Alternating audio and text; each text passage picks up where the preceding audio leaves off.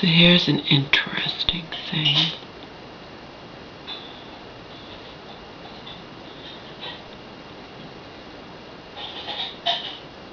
I told you talking to my cousin triggered me.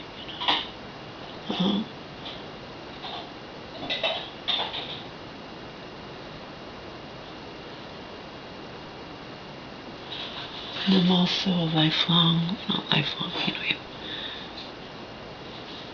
even when I was a kid, philosopher, a life philosopher, kind of a philosopher for the people, because I don't have real philosophies like that you can't understand, But even the poem I wrote when I was 11, why do they hurt you? Why do they look at you instead of in you? Why can't they see you for who you really are? They don't really know nothing about you, or do they on second thought, or do you? Who knows? I mean, that's philosophy from an 11-year-old perspective, Anyway, I have experienced the R word on 2 separate occasions. Yet, and this is a philosophy I'm about to share with you, and I imagine that people of higher intellect who, who do this stuff for a living or whatnot would agree with me.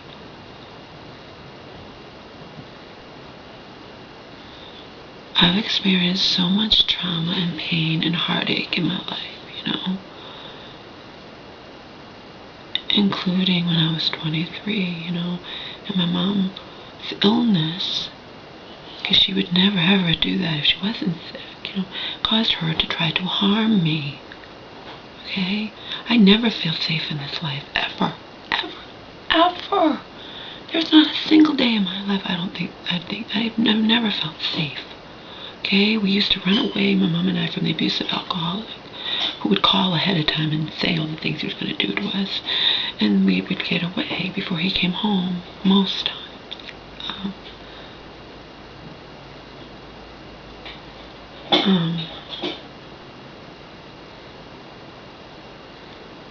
Even when he didn't do anything to me. He just did stuff to my mom. But I had to witness. But in any case, most of the time I got away. The next day he'd always be so apologetic, crying. I'm sorry, I'll never drink again. You want to forgive him. He's crying his eyes out. He's so sorry.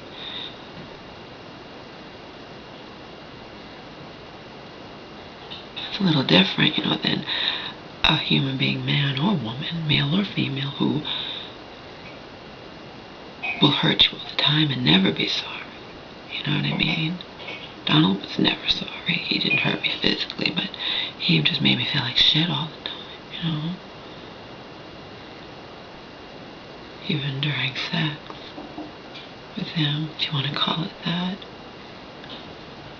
Anyway, I've been through so much pain and trauma in my life from the moment I was a little kid, that being, experiencing the R word on 2 separate occasions in my life, and it wasn't, a stranger in a back alley or something like that. It's like a drop in the bucket. Whereas somebody who lived extremely, normal type, loving, had a loving, normal childhood and lived a relatively sheltered existence, at least sheltered from, experiencing extreme pain and trauma and self-hatred and all the crap that I experienced at a young age. Experiencing the R word, even maybe just once, would perhaps devastate that woman, You see what I'm saying? I live my life expecting the worst. I'm affected by so much shit that's happened to me that these 2 separate occasions I experienced the R word,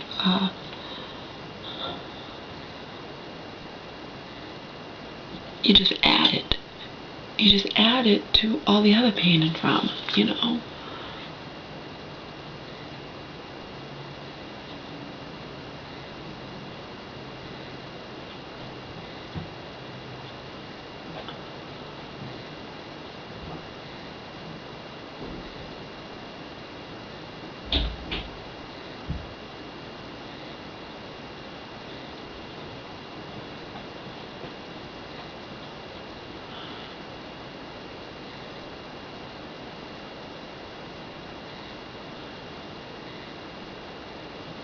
Starts with an R and ends with a D.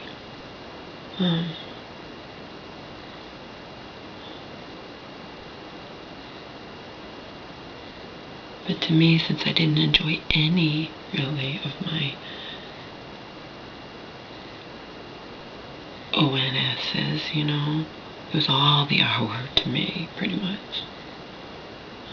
Even though it wasn't. Even though it was consensual, except for on those 2 times. And I'm sure the men who did it would beg to differ, but I know what happened.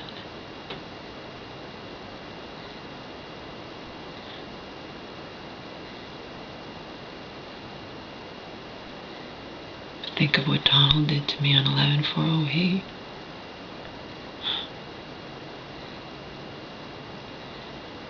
Think of later when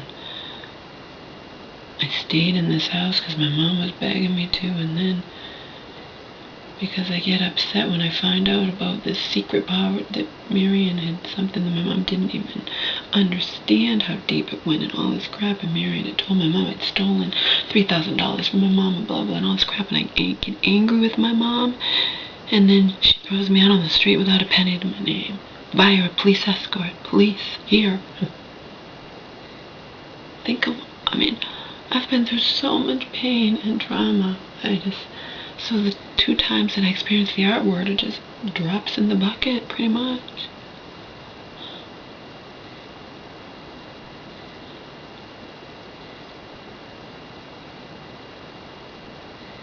It all affects me. It all produces daily anxiety and pain, and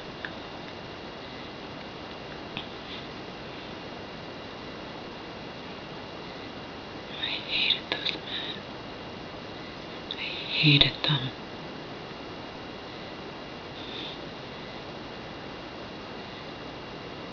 The first one I taunted after it was over with. Taunted him. He deserved it. He fucking deserved it.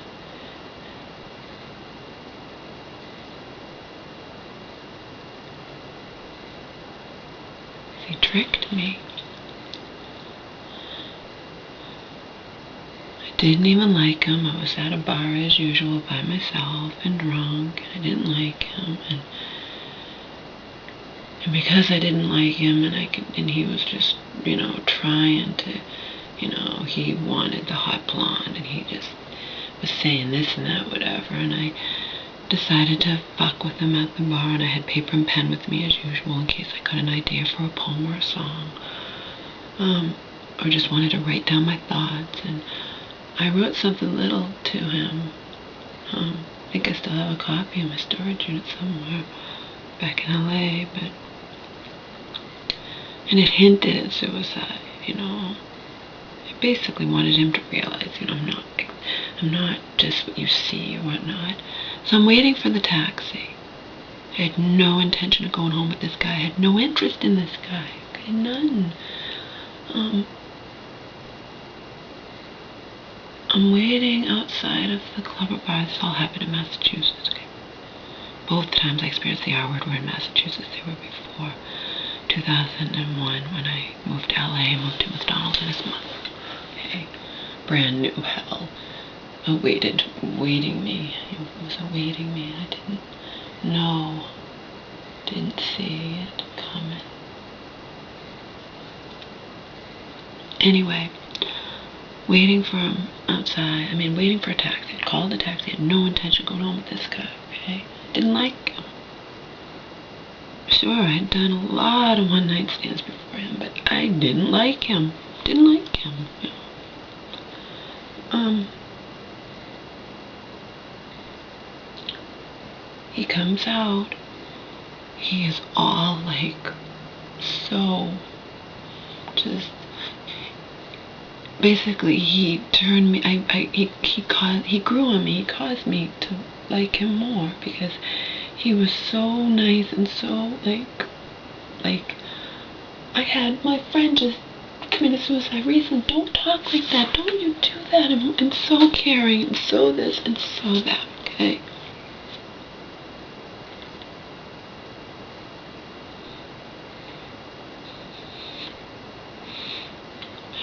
was over, I would have liked to rip off his you-know-what and feed it to him. Okay? This was not even a... He was so nice to me.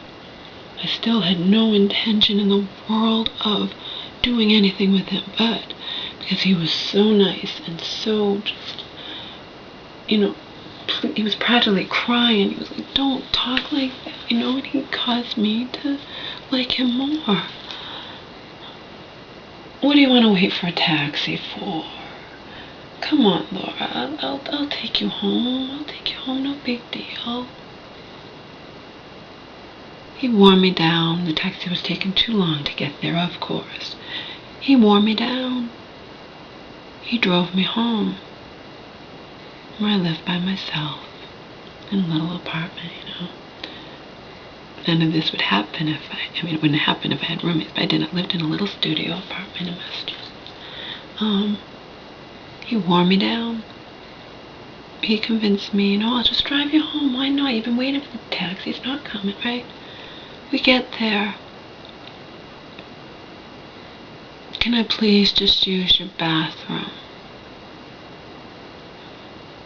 I remember he had just... I didn't live that far from that club, maybe a 10-minute ride in the car. I had gotten there, I think, probably by bus. I could take the bus there and walk a little bit. And I never wore high heels to these clubs. When I was going out dancing, I wore flats. Or going out drinking and hoping that I would get to dance. That particular night, I didn't even get to dance. It was just slim pickings. I think it wasn't even on a weekend. I don't know, upset about it.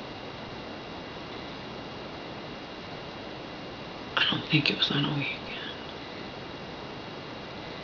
Maybe it was. It just, who knows, maybe it was a holiday weekend and it wasn't that big. It was just slim pickings. It wasn't fun. And can I just use your bathroom? I really have to go to the bathroom. He had been talking about his friend's suicide. I trusted him now.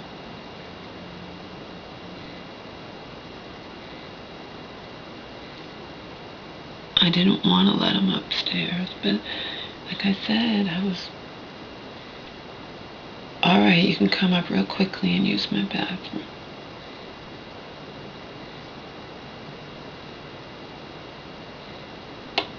And then he did what he did. I was drunk. I was sickened by him. He knew that I was like...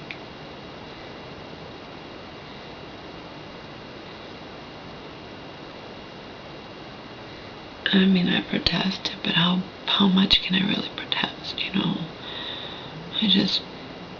I become apathetic. I become like, okay, you know? Thought this guy was a cool guy. He's talking about his friend's suicide, and, you know, I go through this life just not wanting to be here, and I think I've made a small connection with this guy, and in the end he just wants to fuck me. Okay? And after it was over,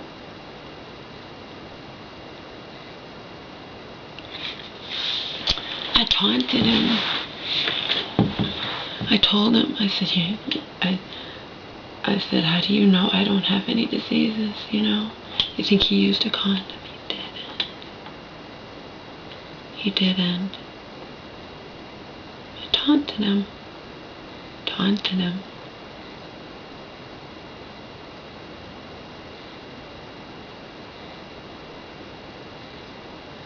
He deserved it. He got pissed off. He got pissed off at me taunting him. He's like, what, do you know something? How can you do that? Blah, blah. How can I do that? What the fuck is wrong with all you men? I didn't even want to do anything with you. I wanted to take a taxi home. Then you choose to do what you do and not even do it safely, and you're gonna turn it on me, you fucking idiot. And he completely changed. He had used that friend's suicide just to get in my, you know, he had to have. He was just a jerk. He's looking at all the books on my bookshelf. He's like being snide. Like, you read all these? Like, yeah. And, you know, he was just a fucking prick. Fucking prick. Remember, I hadn't liked him to begin with.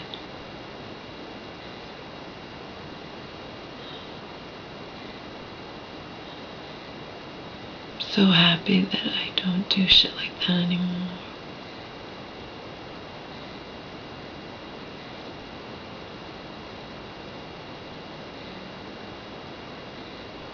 I know why I did it. I don't think why I did it would anyone else would understand. Maybe they would, you know. They make movies like Looking for Mr. Goodbar and whatnot. And in that movie, she winds up, the lead character winds up getting murdered. You know? A lot of women that do that, you know, that sleep around, that go home with men, and they don't do it because they really want that. They do it just because the idea of going home alone is just horrifying, and you know, and the night ends, and in the clubs or bars, you know, the night ends, the lights come on, and you just want to be held, you know. I don't know.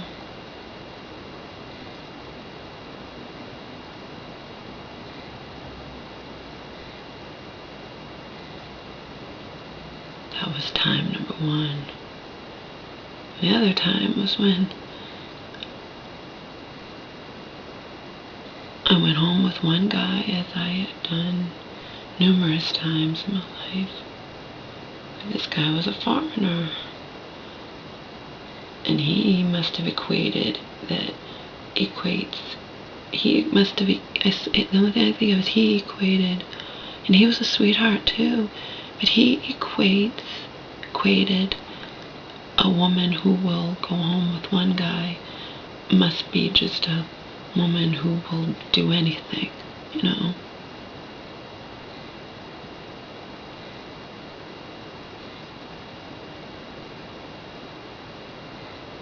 We got into his friend's car, and he wound up taking me somewhere and inviting his friends to join in the party.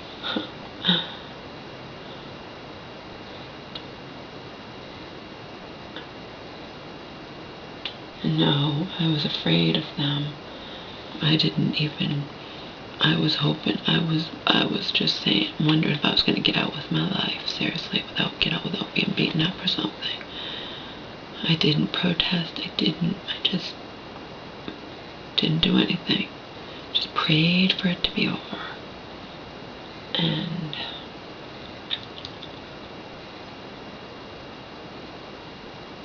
yeah, of course these things affect me. But like I said, if they were isolated incidents and happened to somebody who hadn't experienced all the trauma and pain and heartache and sorrow and all this crap that I experienced from the moment I was very young, something like that might really severely traumatize a woman who experienced it. I mean, to the point where she couldn't even function, or she'd have a major nervous breakdown or something. But with me, I'm quote-unquote strong, and all of this stuff just goes, you know, it all files in my brain, and it just adds to the pain, and it just influences everything I do, think, or say every moment of my existence. That's it in a nutshell.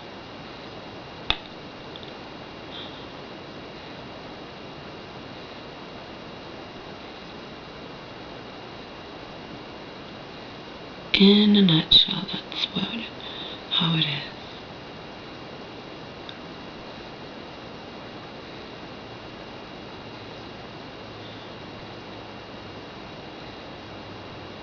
All of existence terrifies me. I even terrify myself. That's why there's no escape ever. Ever.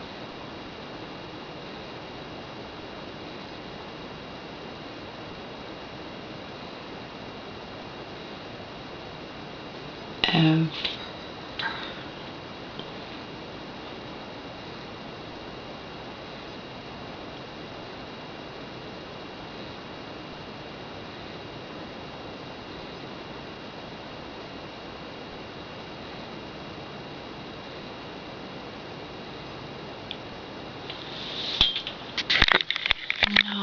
escape for Lord P ever, no. No escape from me, never any escape.